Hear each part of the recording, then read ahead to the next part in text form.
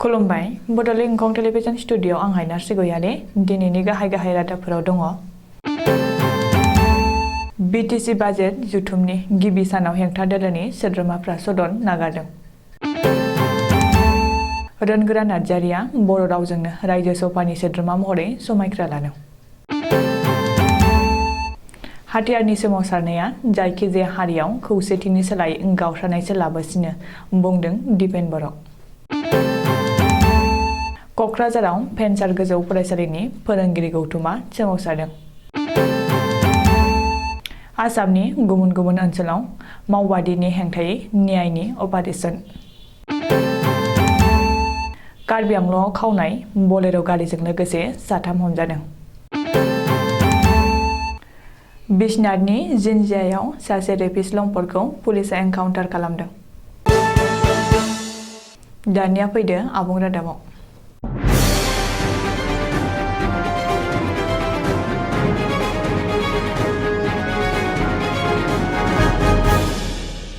साननैनि हाबाफारिजों दिनैनिफ्राय जागायबाय बिटिसिनि राङारि बाजेट जुथुम। बिटिसिनि 2022-23 राङारि बोसोरनि बाजेट जुथुमा दिनैनिफ्राय जागायदों। बिटिसि बाजेट जुथुमाव दुंहाव थासारि। बिटिसि बाजेट जुथुमनि गिबि सानखालिनो हेंथा दोलोनि सोद्रोमाफोरा सदनखौ नागारदों। सुलुङाव फोरमायथिनाय बादिब्ला बिटिसिनि गाहाय प्रमद बर'नि बिबुंथिखौ नेवसिनानै हेंथा दोलो बिपिएफनि सोद्रोमाफोरा सदनखौ नागारदों। बिनि बागै हेंथा दोलोनि गाहाय देरहासार बसुमतारिया खौरांगिरिनि सिगाङाव बुंदों दि हेंथा दोलोनि सोद्रोमाफ्रा प्रमद बर'नि बिबुंथि खोनासंनो सदनाव फैयाखै।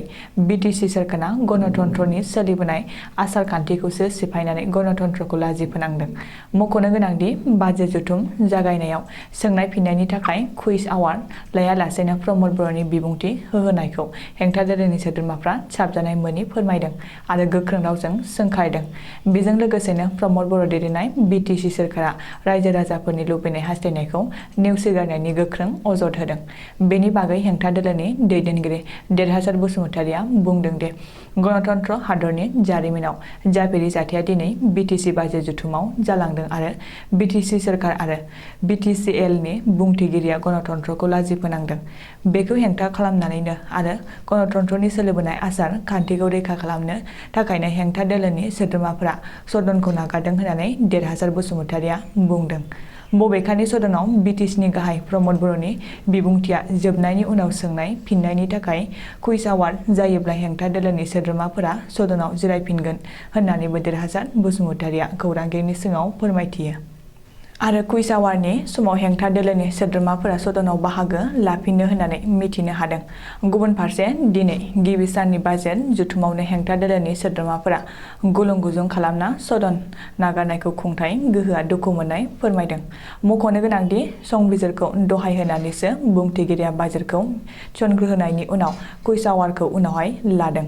कुइज आवारखौ उनाव लांनाया आयेन बेरेखा नङा होननानै मावफुं सोद्रोमा गौतम दासआ खौरांगिरिनि सिगाङाव फोरमायदों।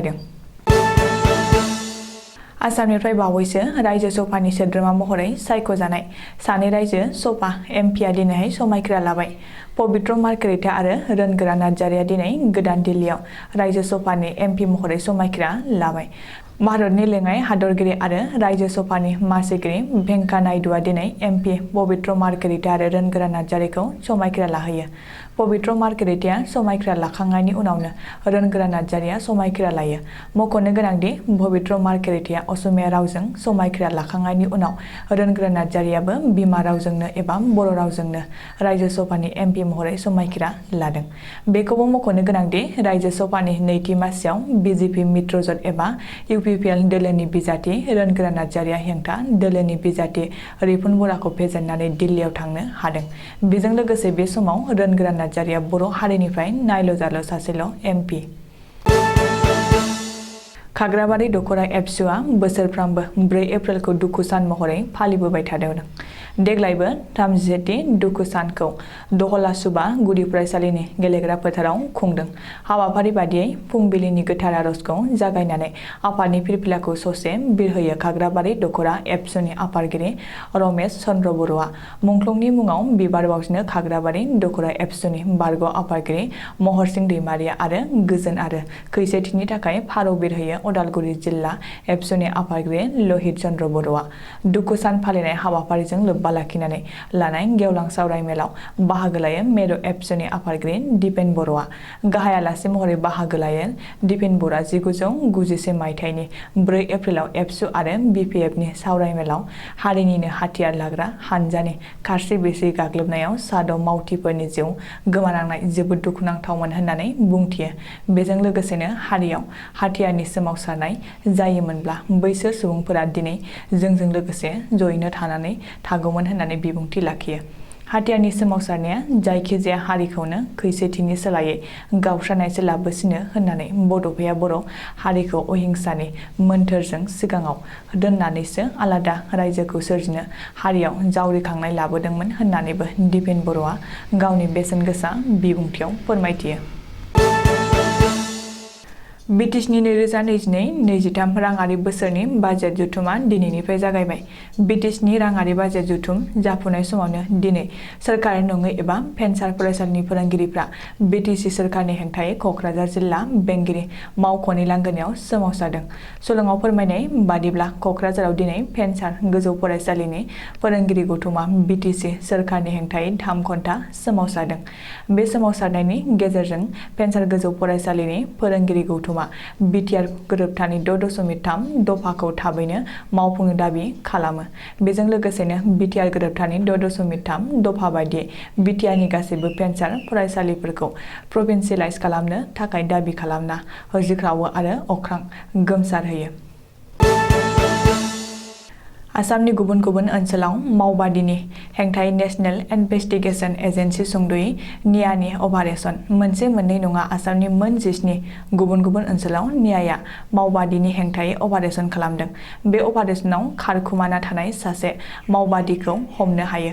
मख'नो गोनांदि सा सानजा ओनसोलाव मावबादिनि हाबाफारिखौ गोसारहोनो आरो आफादनि गोख्रों खालामनो नाजानायनि सायाव थिसननाय मोनसे केसखौ बिथा खालामना नियाया रबिबारखालि काछार, करिमगन्ज, डिब्रुगड़ आरो धुबुरी जिल्लानि गुबुन गुबुन मोन 17 ओनसोलाव अपारेशन खालामो।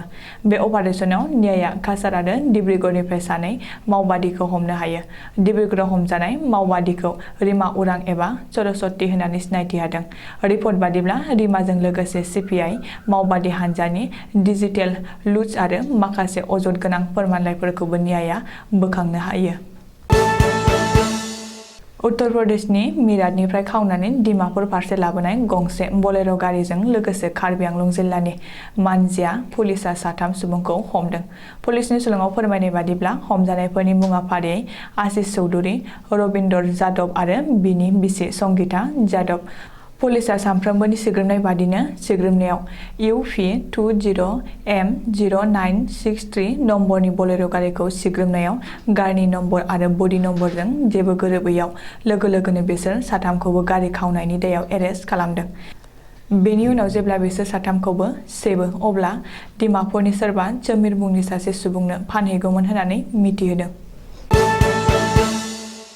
बिश्वनाथ जिल्लानि काटानाबारि गामियाव 7 बोसोर बैसोनि सासे उन्दै हिनजावसाखौ जिनाहारि खालामनो नाजानाय 50 बोसोर बैसोनि महिम शर्मा मुंनि सासे लम्पटखौ जिन्जिया थानानि पुलिसआ एनकाउन्टार खालामदों। सुलुङाव फोरमायनाय बादिब्ला लम्पट महिम शर्माया 7 बोसोर बैसोनि सासे उन्दै गथ'खौ जिनाहारि खालामनो नाजादोंमोन। नाथाय बे समावनो गुबुन सुबुङा दाथायखौ नुसननायाव महिम शर्मानि नाजानायाव फेलें जादों। नाथाय गामिनि रायजो राजाया लम्पट महिम शर्माखौ हमनानै दोखो दोखो बुग्लिनानै सेन्देल फैथानि माला गानहोनानै जिन्जिया थानायाव रबिबारखालि गथायदोंमोन। बेनि उनाव नखरनिया दायनिगिरि महिम शर्मानि बेरेखायै एफआइआर होदोंमोन। बेनि उनाव रबिबारनि मोनायाव पुलिसआ सेबनायाव थानानिफ्राय खारखोमानो नाजादोंमोन। बेखायनो पुलिसआ थोंसे आथिंआव गुलि गावदों आरो आथिखालाव जोखोम जानाय दायनिगिरिखौ पुलिसआ जरहाट मेडिकेल कलेजाव एडमिट खालामबाय होननानै सुलुङाव मिथिहोदों। दिनैनि रादाबा एसेनोसै। गोजोन्थों।